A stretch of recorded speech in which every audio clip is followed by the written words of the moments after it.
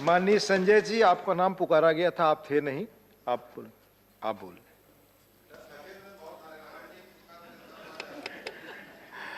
धन्यवाद महोदय, आपने इस महत्वपूर्ण विषय पे मुझे अपनी बात कहने का मौका दिया। प्लीज। नहीं भी बड़ा उचित नहीं। प्लीज संजय जी, आप। सर,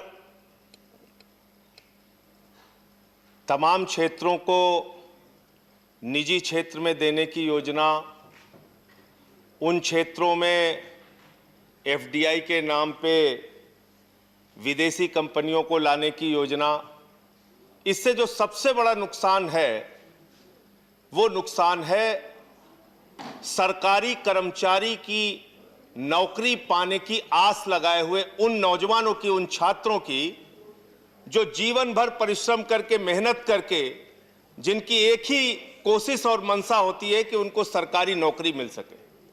लेकिन इस निजीकरण की प्रक्रिया से हर क्षेत्र में नौकरियां खत्म होंगी। रेल आप बेचने की योजना बना चुके हैं, सेल आप बेचने की योजना बना चुके हैं, कोल आप बेचने की योजना बना चुके हैं, एयरपोर्ट बेचने की योजना बना चुके हैं, पोर्ट बेचने की योजना बना चुके हैं, सड़क बेचने की योजना बना चुके हैं, बिजली बेचने की योजना बना चुके हैं, स्टेडियम बेचने की योजना बना चुके हैं, एफसीआई के गोदाम बेचने की योजना बना चुके हैं, बीपीसीएल बेचने की योजना बना चुके हैं, एलआईसी बेचने की योजना बना चुके हैं, और इंश्योरेंस सेक्टर में अब आप बेचने की, और धीरे धीरे पूरा हिंदुस्तान बेचने की योजना बना चुके हैं माननीय। और वो लोग जो स्वदेशी के सबसे बड़े पक्षधर थे, माननीय मंत्री जी यहां पर बैठे हैं, ये तो उस आंदोलन से जुड़े रहे हैं, इन्होंने तो देखा है, हम सब लोगों को वो दृश्य याद है। कंप्यूटर जब आया था हिंदुस्तान के अंदर, उसका पुरजोर विरोध भारतीय जनता पार्टी ने किया था स्वदेशी के नाम पे। मान्यवर, स्वदेशी की सबसे बड़ी पक्षधर पार्टी अगर कोई हिंदुस्तान में थी तो भारतीय जनता पार्टी थी, और आज विदेशीकरण की अगर सबसे बड़ी पक्षधर पार्टी कोई है तो भारतीय जनता पार्टी है।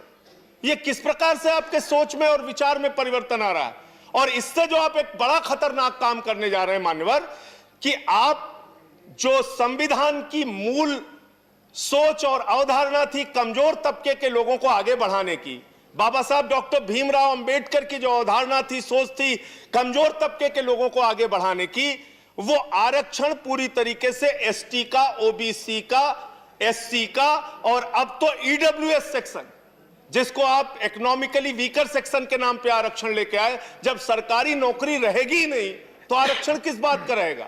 तो सबसे ज्यादा एक खतरनाक काम इसके माध्यम से यह होगा, अगर हर क्षेत्र का आप निजीकरण कर देंगे।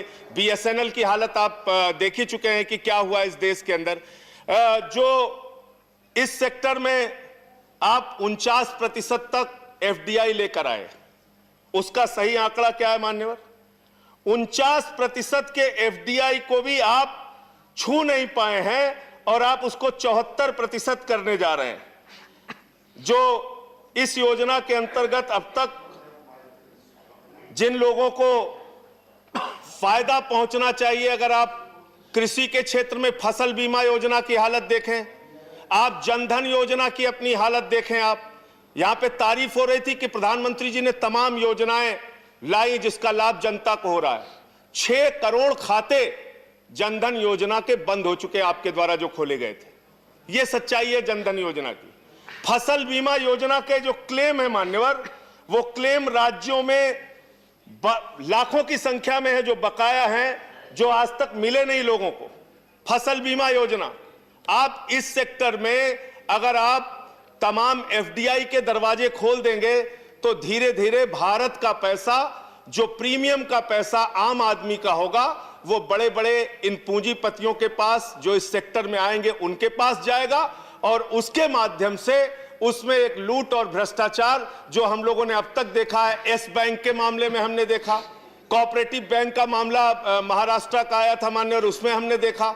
तो हर क्षेत्र में जब आप इन्हीं लोगों को बुलाएंगे तो हो ये रहा है कि आप कहीं ना कहीं पूंजीपतियों के लिए सारे सेक्टर के रास्ते खोल रहे हैं, और धीरे धीरे करके वो इसमें लूट और भ्रष्टाचार करके बाहर जाके आपको बैठ के चिढ़ाएंगे। धन्यवाद। 8 से 10 लाख करोड़ रुपए इस देश का आप उसको नाम दे देते हैं कि ये तो हम लोगों ने खाली अपने बैंक के खाते से नाम उनका हटाया है, एनपीए हो गया है। 10.5 लाख करोड़ रुपए चंद पूंजीपतियों को आपने बांट माननीय दिया। संजय जी, आपका समय पूरा देश हो के चुका है। बैंक को आपने धन्यवाद। बर्बाद कर दिया। हर सेक्टर को आप इसी तरह से धन्यवाद। निजी हाथों में देना चाहते धन्यवाद। हैं। इस पर रोक लगाइए धन्यवाद। और इसको स्टैंडिंग कमेटी के पास भेजिए धन्यवाद। माननीय, और ये हमारी मांग है। धन्यवाद। माननीय मंत्री जी, ऑनरेबल मिनिस्टर्स रिप्लाई नाउ।